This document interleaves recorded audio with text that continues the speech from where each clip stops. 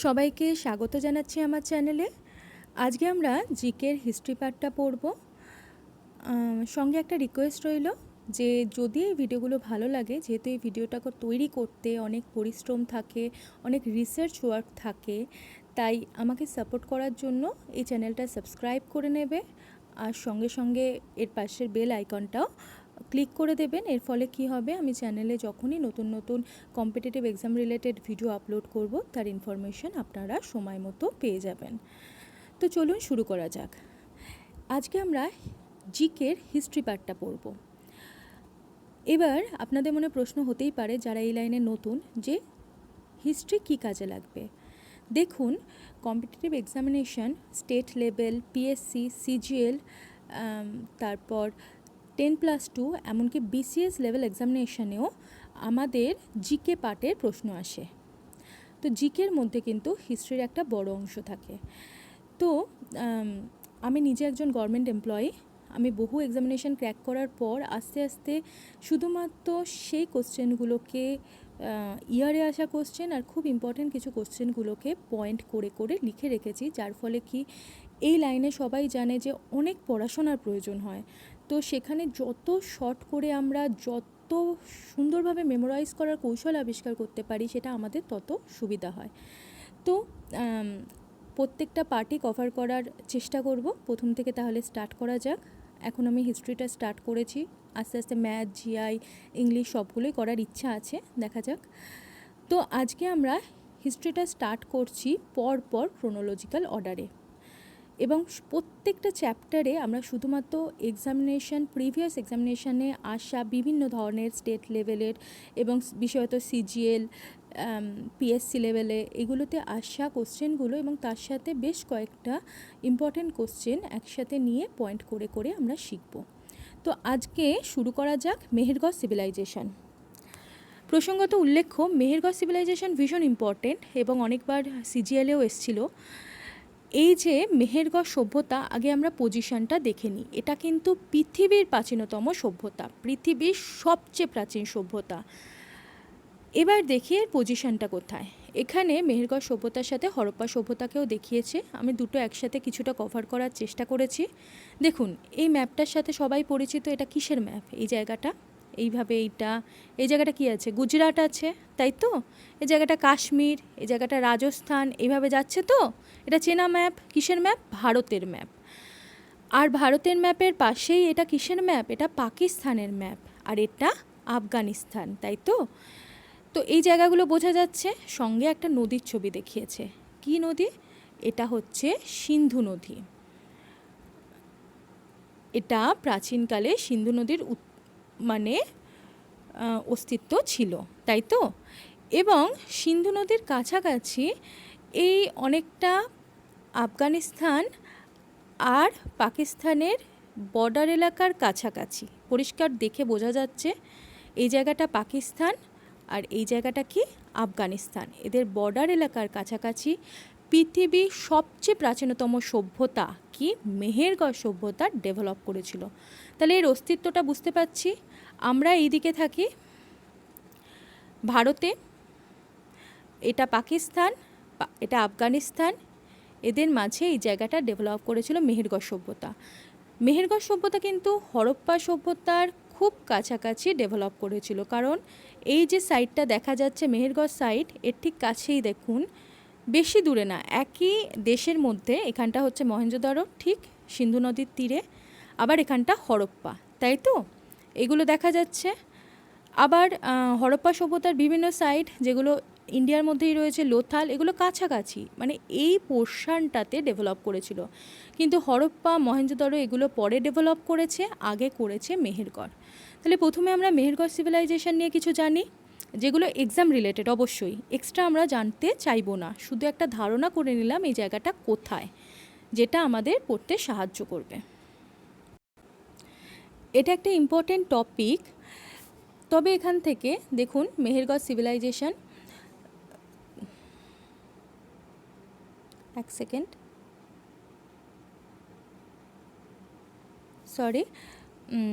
Mehrgarh civilisation, এটা থেকে প্রশ্ন আসে। শুধুমাত্র ইম্পর্টেন্ট প্রশ্নগুলোই এখানে লেখা হয়েছে। তবে খুব যে প্রশ্ন আসে তা নয়, কিন্তু আসে। তাহলে প্রথমটা আমরা দেখি। 1 নম্বর কি বলছে, বলছে যে Indian civilization was the oldest civilization in the world history, মানে বিশ্বের ইতিহাসে সবচেয়ে প্রাচীনতম সভ্যতা হলো কোনটা? ভারতীয় সভ্যতা। কিন্তু এবার ছবি দেখে মনে হবে এটা তো ভারতে হয়নি, এটা কোথায় হয়েছে? পাকিস্তান আর আফগানিস্তানের খুব কাছাকাছি পাকিস্তানের অঞ্চলে। কিন্তু পাকিস্তানের যে অঞ্চলে হয়েছে সেটা তো পূর্বতন ভারতের মধ্যে পড়ে, পড়ে কি পড়ে না? পড়ে তো। তাহলে কি সেই হিসাবে এটাকে ভারতীয় সভ্যতা বলে এখনও গণ্য করা হয়। তার মানে কি ভারতীয় সভ্যতা, কারণ তখনকার দিনে কিন্তু পাকিস্তান আলাদা ছিল না, ভারতের অংশ ছিল। 1947 সালের আগে তাই ছিল। তাহলে কি ইন্ডিয়ান সিভিলাইজেশনই হলো, ভারতীয় সভ্যতাই হলো পৃথিবীর সবচেয়ে প্রাচীনতম সভ্যতা, তাই তো? গ্রিসের সভ্যতা কিন্তু নয়, কারণ গ্রিসের সভ্যতার থেকেও প্রাচীনতম, ইভেন ওল্ডার দ্যান গ্রিসের থেকেও প্রাচীনতম। তাহলে কি কোশ্চেনে আসে কোন সিভিলাইজেশনটা সবচেয়ে প্রাচীনতম?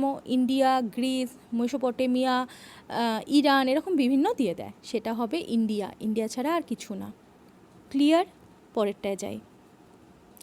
পরেরটা বলছে in India Mehrgarh civilization is the oldest civilization which was developed in 7000 BC, মানে 7000 বিসিতে এটা ডেভেলপ করেছিল।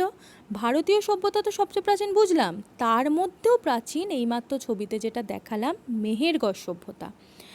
এই যে মেহেরগড় সভ্যতা, এটা তাহলে ডেভেলপ করেছিল কবে? ডেভেলপ করেছিল 7000 বিসি। এবার বিসি কথাটার মানে হচ্ছে বিফোর ক্রাইস্ট। বিফোর বলতে পূর্বে, ক্রাইস্ট বলতে যীশুখ্রিস্টের জন্মের, মানে যীশুখ্রিস্টের জন্মেরও 7000 বছর পূর্বে ডেভেলপ করেছিল এই সিভিলাইজেশন। বোঝা গেল? এবং প্রশ্ন আসে এরকম যে পৃথিবীর প্রাচীনতম সভ্যতা কি? ইন্ডিয়ান সিভিলাইজেশন, গ্রিস সিভিলাইজেশন, এটা দিলে এটা অপশান। আর যদি দেয় Mehrgarh civilization, Harappan civilization, Greece civilization, Mesopotamian civilization, Mehrgarh civilization, এরকম বিভিন্নভাবে প্রশ্ন দেয়, ওদের মন মর্জি। তো তারপর চলুন পরেরটায় যাওয়া যাক। This civilization was divided into 7 different stages. এটা আসে, তার মানে কটা স্টেজে এই সিভিলাইজেশনটা ডিভাইডেড ছিল? 7টা ডিফারেন্ট স্টেজে ডিভাইডেড ছিল। এবার এর মধ্যেই পড়ছে ফার্স্ট, সেকেন্ড, থার্ড, এরকম করে আস্তে আস্তে সিভিলাইজেশনটা গ্রো আপ করে। তারপর মানুষ একটা উন্নত লাইফে পৌঁছায়, তারপর আস্তে আস্তে বিভিন্ন কারণে সেটা ডিটোরিয়েটও করে যায়। তবে দেখা গেছে এই যে 7টা স্টেজের কথা বলা হয়েছে, এর মধ্যে শেষের দিকে স্টেজগুলোতে, এই 7টা স্টেজের মধ্যে শেষের দিকে স্টেজগুলোতে আস্তে আস্তে এটা হরপ্পা, মহেঞ্জোদড়ো, যেটা এর খুব কাছাকাছি সাইট, যেটা ছবিতেই দেখালাম, যেহেতু মেহেরগড়ের খুব কাছাকাছি হরপ্পা, মহেঞ্জোদড়ো এগুলো ছিল, আস্তে আস্তে এই সিভিলাইজেশন হরপ্পা, মহেঞ্জোদড়ো সিভিলাইজেশনের সাথে মিশে গেছে। বৈশিষ্ট্যগুলো এমনভাবেই পরিবর্তন হয়েছে, মানুষের পরিবর্তন ঘটেছে, আস্তে আস্তে কিছুটা ধ্বংস হয়ে গেছে, কিছুটা হরপ্পা, মহেঞ্জোদড়ো সিভিলাইজেশনের সূত্রপাতের সাথে মিশে গেছে। এইভাবে করে সিভিলাইজেশনটা ট্রান্সফরমেশন ঘটেছে। তাহলে 7টা ডিফারেন্ট স্টেজ, এইটুকুন শুধু মনে রাখতে হবে, বাকিটা আমি এমনি কনসেপ্ট তৈরি করার জন্য গল্পের আকারে বলে দিচ্ছি। চলুন তারপরটা দেখি। This civilization was discovered by French archaeologist. এটা লেখাটা এরকম, যাদের এই ভাষাটাই এরকম, কিন্তু নাম ফ্রাঁসোয়া জ্যারেজ ইন 1974। এটা খুব ইম্পর্টেন্ট। তাহলে 1974 সালে কে? ফ্রাঁসোয়া জ্যারেজ ডেভেলপ করেছিল। এই যে সভ্যতার ধ্বংসাবশেষ মাটি খুঁড়ে ডিসকভার করেছিল কে? 1974 সালে, অনেক আগে হয়েছে কিন্তু। 1974 সালে ফ্রেঞ্চ আর্কিওলজিস্ট ফ্রাঁসোয়া জ্যারেজ এই সভ্যতার যে ধ্বংসাবশেষ সেটা সর্বপ্রথম আবিষ্কার করেছিল, খনন কার্য চালিয়ে ডিসকভার করেছিল যেখানে এটা একটা সভ্যতা রয়েছে সেইটা। চলুন তারপরেরটায় যাওয়া যাক। এবার বলছে the ruin of the civilization was discovered beside the river Bolan. এবার এই সভ্যতাটা আগেকার দিনে দেখা যায় যে বেশিরভাগ সভ্যতা তৈরি হওয়ার জন্য জলের একটা বিশাল গুরুত্ব ছিল। মানুষ কৃষিকাজ, আগেকার দিনে বেশিরভাগ সভ্যতাই ছিল কিন্তু কৃষিকেন্দ্রিক সভ্যতা। তাহলে কৃষিকাজ করার জন্য জলের প্রয়োজন হয়। জল তো তারা তখন বাঁধ নির্মাণও করতে পারতো না, কিচ্ছু পারতো না।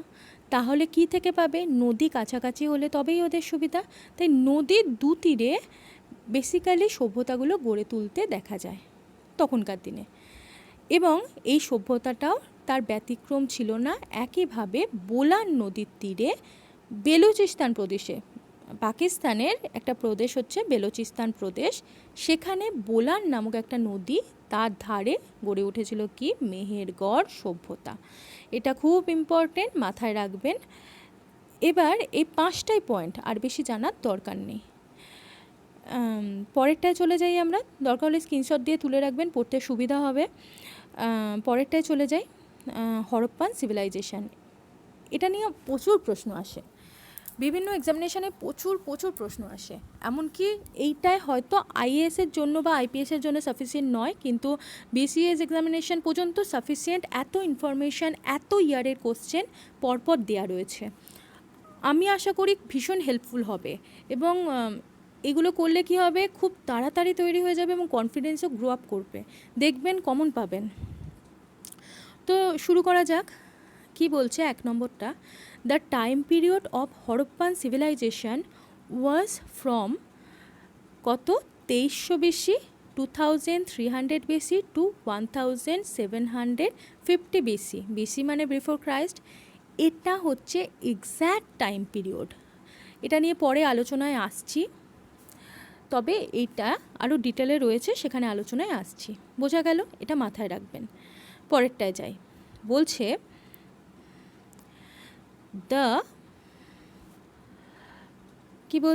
The old name of Harappan civilization was Indus valley civilization. Indus কথাটার মানে কি? ইন্দাস কথাটার অর্থ হলো সিন্ধু।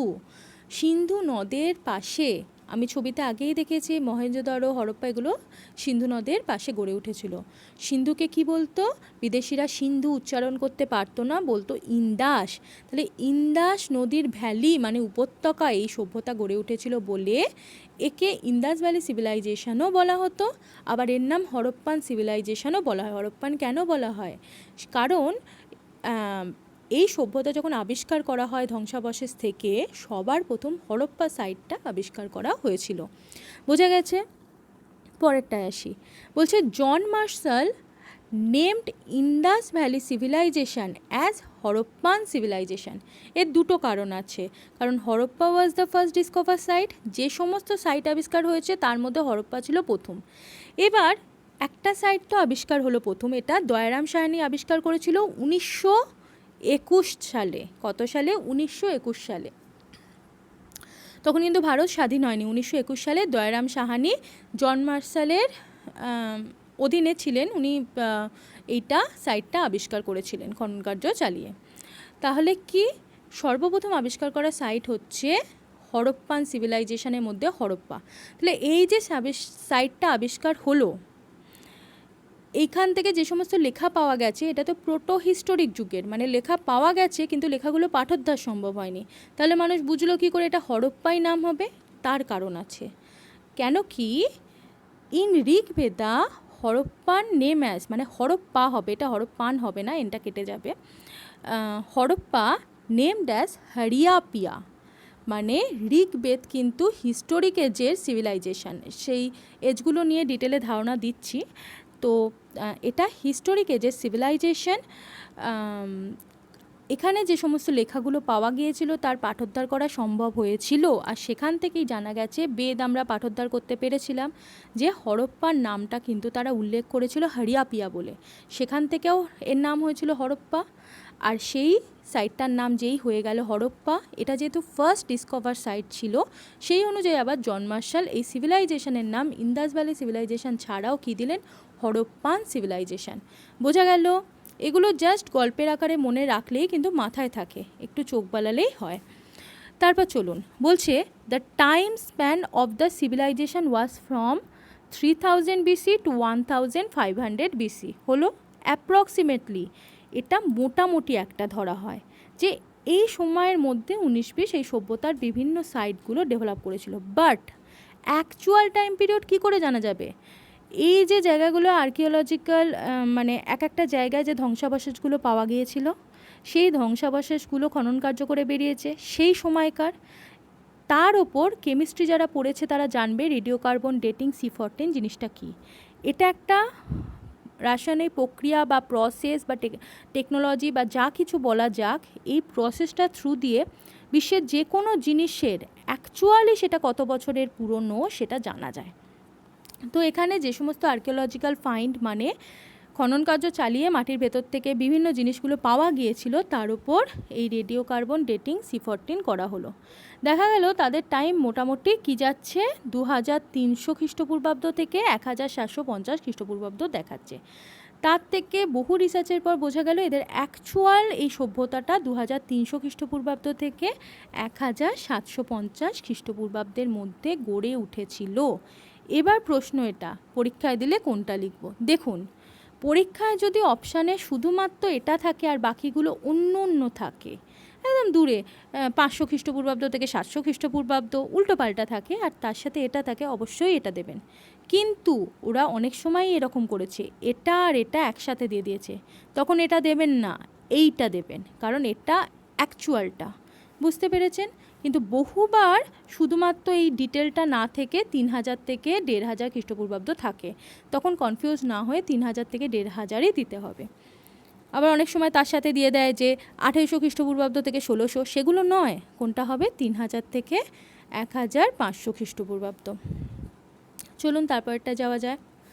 বলছে the ruin of Indus valley civilisation was first observed by Charles Masson in 1826। যাব বাবা, এই তো বললাম দয়ারাম সাহানি ডিসকভার করেছিল, বললাম তো 1921 সালে জন মার্শালের অধীনে উনি কাজ করেছিলেন। কিন্তু ডিসকভার উনি করেছিলেন, বাট এখানে যে কোনো পুরনো সভ্যতা রয়েছে, মাটির খনন কার্য চালিয়ে দেখা যাচ্ছে যে অনেক সময় বিভিন্ন কারণে বাড়ি করতে হোক বা ব্রিজ তৈরি করতে হোক, বিভিন্ন জায়গায় খোঁড়া হয়, আমাদের চারপাশেও খোঁড়া হয়, এবং খনন কার্য করতে গিয়ে দেখা গেল যে অনেক ইট বেরোচ্ছে মাটির ভেতর থেকে, যা লোকাল এরিয়ার লোকেরাও নিয়ে চলে যাচ্ছে। তো সেই সমস্ত জিনিসে মানুষের আর্কিওলজিস্ট বা ঐতিহাসিকদের মাথায় ওইদিকে থাকে যে একটা সন্দেহ হলো, এখানে কি কোনো পুরনো সভ্যতা রয়েছে বা কিছু থাকতে পারে। এই যে সন্দেহ বা এই যে ধারণাটা তৈরি হওয়া, সর্বপ্রথম এই কথাটা বলেছিলেন, কারণ মানুষ তো আচমকা এখান ওখান খুঁড়বে না, কিছু না কিছু প্রুফ পাবে, তারপর তো করতে যাবে, খনন কার্য চালাবে, তারপরেই সভ্যতা আবিষ্কার করবে। তো এই ধারণাটা সর্বপ্রথম বৃক্ষরোপণ করেছিলেন চার্লস ম্যাসন। তার মনে হয়েছিল, কারণ তিনি দেখেছিলেন যে ওখানে কিছু না কিছু পাওয়া গেছে, হয়তো রুইন থেকে কিছু উঠে এসেছিল। তো এইভাবে চার্লস ম্যাসন সর্বপ্রথম এটাকে বলেন। কিন্তু উনি হয়তো সেই রিসার্চ করার, কারণ একটা জায়গা বড় সভ্যতা আবিষ্কার করা, সেটাকে খনন কার্য করা, বহু লোকের প্রয়োজন, বহু অর্থের প্রয়োজন, তিনি হয়তো সেটাকে পারেননি পেতে, সেজন্য উনি ওটা করতে পারেননি। কিন্তু তিনি সর্বপ্রথম কিন্তু লক্ষ্য করেছিলেন। আর এই প্রশ্নটা ভীষণ ভীষণ বার এসছে, তো এইটা খুব ইম্পর্টেন্ট। চলুন তারপরটায় যাওয়া যায়। The largest site of Indus valley civilisation was Mohenjodaro. এবার ইন্দাস ভ্যালি সিভিলাইজেশন বহু সাইট আবিষ্কার হয়েছে, সবগুলোই মোটামুটি কোনো না কোনো নদীর তীরে, আর বেশিরভাগই সিন্ধু নদের তীরে বা ইন্দাস নদীর তীরে। তবে তার মধ্যে সবচেয়ে বড় সাইট, মানে এক একটা সাইট বলতে এক একটা সিটি ধরতে পারেন, যেমন কলকাতা, মুম্বাই সিটি এখনকার দিনে, তেমনি ওটা একটা সিটি। তো মহেঞ্জোদারোটা ছিল সবচেয়ে বড় সিটি, যেটা কিন্তু বর্তমান পাকিস্তানে পড়ে গেছে। আবার অনেক সময় প্রশ্ন করে যে ইন্দাস ভ্যালি সিভিলাইজেশনের সবচেয়ে বড় সাইট কোনটা? মহেঞ্জোদারো। কিন্তু স্বাধীন ভারতের সবচেয়ে বড় সাইট কোনটা? রাখিগাড়হি। বুঝতে পেরেছেন? স্বাধীন ভারতের মধ্যে সবচেয়ে বড় সাইট হচ্ছে ইন্দাস ভ্যালি সিভিলাইজেশনের আন্ডারে রাখিগাড়হি। এর পিকচার পরে আমি দেখিয়ে দেব। তার মানে কি, দুটো প্রশ্নই খুব খুব ইম্পর্টেন্ট আসে এবং গুলিয়ে ফেলবেন না। যদি স্বাধীন ভারতের মধ্যে সবচেয়ে বড় সাইট বলে, তাহলে কিন্তু রাখিগাড়হি হবে, সবচেয়ে বড় এলাকা জুড়ে গড়ে উঠেছিল।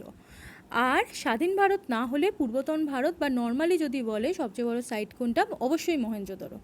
এবার চলুন পরেরটা। বলছে মহেঞ্জোদারো, এই কথাটার মানে কি? এক সেকেন্ড। মহেঞ্জোদারো কথাটার মানে হচ্ছে মাউন্ট অফ দ্য ডেড, মানে মৃতের স্তূপ। এই জায়গাটায় যখন খনন কার্য চালানো হয়, বহু কঙ্কাল স্তূপাকারে একসাথে পড়ে থাকতে দেখা যায়। মানে এটা অবিশ্বাস্য একটা জিনিস, প্রচুর লক্ষ্য করা যায় যখন আর্কিওলজিক্যাল খনন কার্য চালানো হয়। এক একটা জায়গায় প্রচুর মৃত, মনে হচ্ছে যেন একটার উপর একটা ফিল, একদম স্তূপাকার তৈরি করা হয়েছিল। তো সেখান থেকে এই যে নতুন সিটি বা সাইটটা আবিষ্কার হলো তার নামই দিয়ে দেওয়া হলো, যে এত মৃতদেহ পাওয়া গেল বলে, মহেঞ্জোদারো, যার মানে কি মাউন্ট অফ দ্য ডেড। এবার পরেরটায় যাই। পরেরটায় বলছে ইট ওয়াজ এ চ্যালকোলিথিক। হ্যাঁ, এবার চ্যালকোলিথিক কথাটার মানে কি আগে জিনিসটা পড়ে নিই। It was a chalcolithic, protohistoric, bronze age, copper স্টোনের সিভিলাইজেশন। এগুলো একসাথে করে দিয়েছি, কিন্তু দিয়ে দেয় it was an iron age civilisation, copper stone age civilisation, আরও দুটো থাকে, সেটা হবে কপার স্টোন এজ। মানে অপশানে যদি কপার স্টোন, এই চারটে অপশান একসাথে থাকে না, যে কোনো একটা দেয়া থাকে। এটা একসাথে পড়ে নিলে মাথায় থাকবে যে এই চারটেই পড়ে। তাহলে কি হবে, হরপ্পান সিভিলাইজেশন একটা কপার স্টোন এজ সিভিলাইজেশন। বোঝা গেল? কারণ এখানকার লোকেরা লোহার ব্যবহার জানতো না, জানতো কিসের?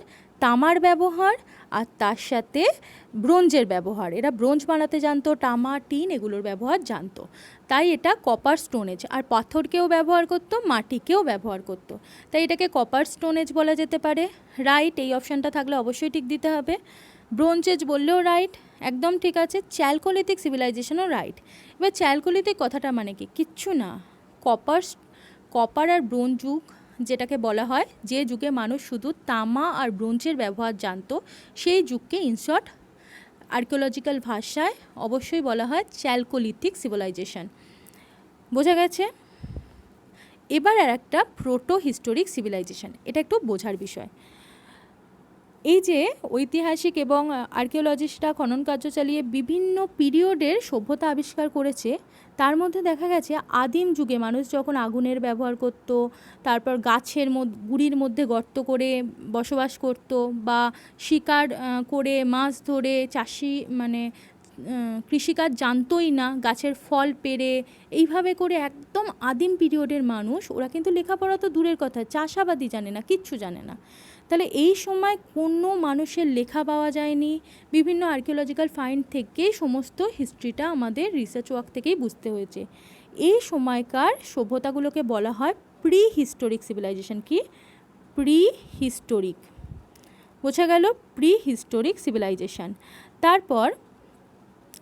তারপর এলো প্রোটো হিস্টোরিক সিভিলাইজেশন। বোঝা গেছে? Prehistoric civilization. এরপর এলো প্রোটো হিস্টোরিক সিভিলাইজেশন। এইটার মধ্যে পড়ে অবশ্যই হরপ্পান সিভিলাইজেশন, মেহেরগড় সিভিলাইজেশন। এখানকার লোকেরা কিন্তু উন্নত ছিল, তারা লিখতে পারতো, তারা অনেক কিছু লিখেও গিয়েছিল, এবং সেই লেখাগুলো যদি আমরা পড়তে পারতাম বা পড়তে সক্ষম হতাম, তাহলে এই সভ্যতা নিয়ে বহু কিছু জানতে পারতাম। কিন্তু দুর্ভাগ্যের বিষয়, এই লেখাগুলোর পাঠোদ্ধার করাই সম্ভব হয়নি। মহেঞ্জোদারো সভ্যতা, Harappan civilization, Indus valley civilization বা মেহেরগড় সিভিলাইজেশন, প্রত্যেকটার অনেক লেখা পাওয়া গেছে, কিন্তু পাঠোদ্ধার সম্ভব হয়নি, তাই আমরা কিছু জানতেই পারিনি। তাহলে এই রকম দুর্ভাগ্যজনক যে সিচুয়েশানগুলো, যে আমরা পেলাম কিন্তু আমরা কাজে লাগাতে পেলাম না, মানে লেখা পাওয়া গেল কিন্তু সেই লেখার পাঠোদ্ধার সম্ভব হলো না, তাকে বলা হয় প্রোটো হিস্টোরিক। তারপর এলো আরিয়ান সিভিলাইজেশন। এই সময় আমরা যে সমস্ত লেখা পেলাম, বা পরবর্তীকালেও যে সমস্ত লেখা পেলাম বিভিন্ন ভাষায়, সেগুলোর কিন্তু প্রাচীন ভাষায় সেগুলো কিন্তু পাঠোদ্ধার সম্ভব হয়েছে, এবং শুধু আর্কিওলজিক্যালি খনন কার্য থেকে যা যা পাওয়া গেছে সেটা থেকে গেস করে বা রিসার্চ ওয়ার্ক থেকে ওই সভ্যতা নিয়ে ধারণা করা যায়নি, পরিবর্তে লেখাগুলো যা পাওয়া গেছে সেগুলোও কিন্তু ওই সভ্যতা সম্পর্কে ধারণা তৈরি করতে প্রচুর অংশে সাহায্য করেছে। সেই ধরনের সভ্যতাগুলোকে বলা হয় কি? হিস্টোরিক সিভিলাইজেশন, মানে হিস্টোরিক এজ। তার মানে প্রথমটা ছিল প্রি হিস্টোরিক, তারপর হলো প্রোটো হিস্টোরিক, লেখা পাওয়া গেল কিন্তু পাঠোদ্ধার সম্ভব হলো না। তারপরটা হচ্ছে লেখা পাওয়া গেল এবং পাঠোদ্ধারও সম্ভব হলো, সেটা হচ্ছে হিস্টোরিক। আর সবার আগে কি? প্রি হিস্টোরিক, লেখা লিখতে জানতোই না, লেখা পাওয়াও গেল না, পাঠোদ্ধার করার প্রশ্নই ওঠে না। ব্যাস, এবার লাস্টেরটা, সেই জন্য এটা প্রোটো হিস্টোরিক এজে সিভিলাইজেশন। বোঝা গেল? পরেরটা, a number of wells were found in the houses of Mohenjodaro civilisation. এটা কিন্তু খুব আসে, মানে হরপ্পা সভ্যতার মধ্যে বা ইন্দাস ভ্যালি সিভিলাইজেশনের মধ্যে কোন সাইটে কুয়ো পাওয়া গিয়েছিল, কুয়োর অস্তিত্ব বাড়ির ভেতর, কুয়োর অস্তিত্ব বাড়ির ভেতর হোক বাইরে হোক, কুয়ো তৈরি করার অস্তিত্ব শুধুমাত্র মহেঞ্জোদারোয় পাওয়া গিয়েছিল। এটা ভীষণ আসে, এটার দিকে একটু খেয়াল রাখবেন। এ বাকিগুলো পরের পার্টে দেয়া হবে। যদি ভালো লেগে থাকে চ্যানেলটা সাবস্ক্রাইব করে নেবেন, আর লাইক করবেন, আর যদি কোনো কিছু জানার ইচ্ছে হয় বা কোনো টপিকের ওপর ভিডিও চাই তাহলে কমেন্ট করবেন।